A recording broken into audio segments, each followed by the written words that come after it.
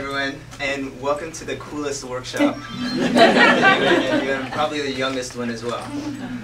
My name is Seun Adebiyi, and as Kate said, I am a leukemia and lymphoma survivor. I was actually diagnosed at the age of 26, 1 week after I graduated from Yale Law School, and I was told that I needed a bone marrow transplant to survive.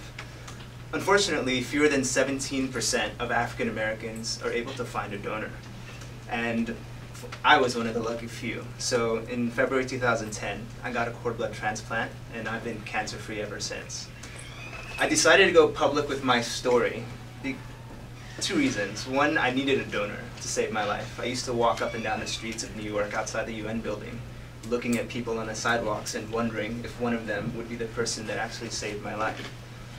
Second, I was outraged that there was this huge discrepancy between the survival rates for blacks and whites with cancer who needed a transplant.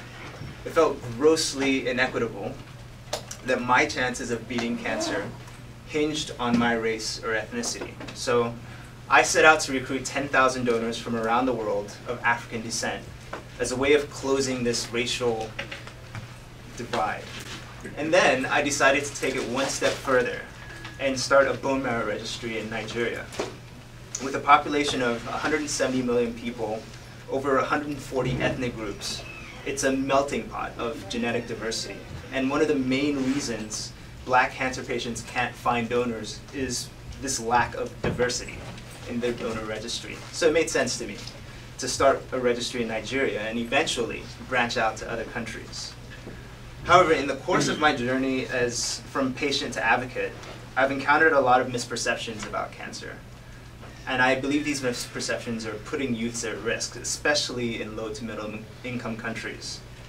There's a lack of awareness about risk factors that contribute to cancer, like sedentary lifestyles, tobacco and alcohol use, and Western diets. There's also an alarming lack of education about prevention, early detection, and treatment measures for certain cancers, like HPV vaccines for cervical cancers and VIA and breast cancer screenings.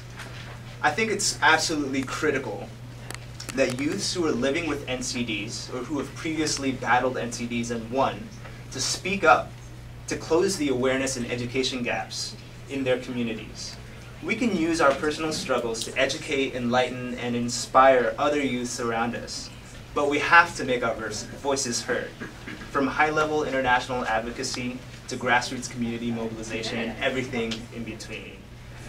I'm wearing a tattoo on my right hand that says NCD positive.